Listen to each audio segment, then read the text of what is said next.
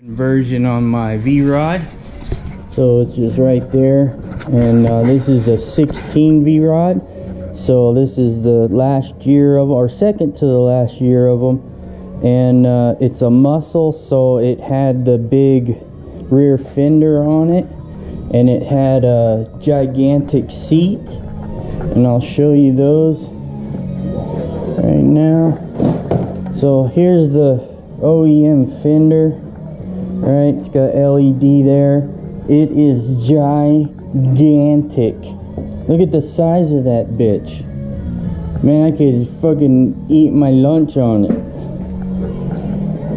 And it really does hide that beautiful rear tire, which right here is a 260 rear.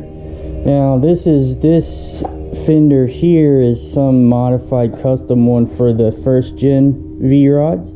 So I don't think they had a wide 240 260 rear, so the fender was skinnier, but you can see that it fucking looks good right there. But to run that fender you have to convert the seat. So I know it's a fucking pain in the ass, but that's the easiest way you can do it, is by changing the seat as well. And that's what I'm here to show you real quick. It's gonna be fast, okay? I didn't have the video on from the get-go, but I'm a big dude for I like building it with OEM type parts. So I will take OEM completely apart and then rebuild it, you know, trying to keep it all factory, rather than me going off and making custom brackets and shit like that. I just want it to work, you know, using the factory stuff. So that's what we got here. That's a, you know, first gen seat. That's a first gen rear fender. All the hardware and such that I used on this is all muscle hardware, so that it works with the factory welds and mount points on the bike. You do have to cut your tail. I'll show you as best I can. You have to cut your tail. You can see how I took it there. I was, you know, because it comes out like this. It's monster. So, and then the seat, I'll show you that real quick. It's not finished. I bought this seat because it was off center. Like this, I bought the whole seat for 20 bucks, man. 20 bucks on eBay. And all it needs is a recover. Even the foam is still minty. So, you know, I don't care, man. I go have it reupholstered to match the bike when I have the rear fender vinyl wrapped. You know what I'm saying? So, but let me show you this. So it uses the factory muscle little lock pin thing right there, but you have to reverse you have to reverse it, so you end up having to cut the factory one off of the first gen seat and just drilling you a hole, man. That's it, and sticking the factory rubber back in the hole, and that's it.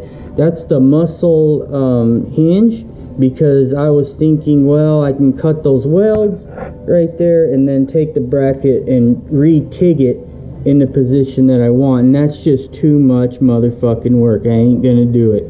So I use the muscle bracket, and then you can see only one of them's mounted, but you can pull back the fabric and the pad far enough to get some bolts up in there, and that's what I did. Is I bolted the one on just so that I could get everything mocked up and set, and then go back and re-drill the other two, because it's, you know, it's adjustable right now. But again, I didn't buy anything to do this, just my time.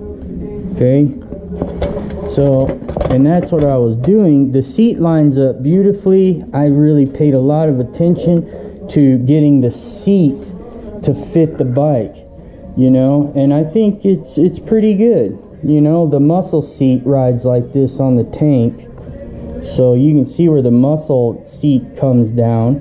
So I mean, it looks like it was supposed to, and the rear fender looks way much better. But yeah, So that's what they wanted to, people been asking me how I did that shit. And, you know, here it is right here. Here's the muscle seat. There's the upper brackets for the muscle seat. So, hey, it's whatever. And just to let you know, the bracket on the muscle and the bracket on this one are identical, but you still have to drill one out because it has to be relocated, okay? So keep that in mind. It doesn't matter which one you drill either. You can drill that one or that one. This one you have to drill twice if you put it on this one. Anyway. Cool.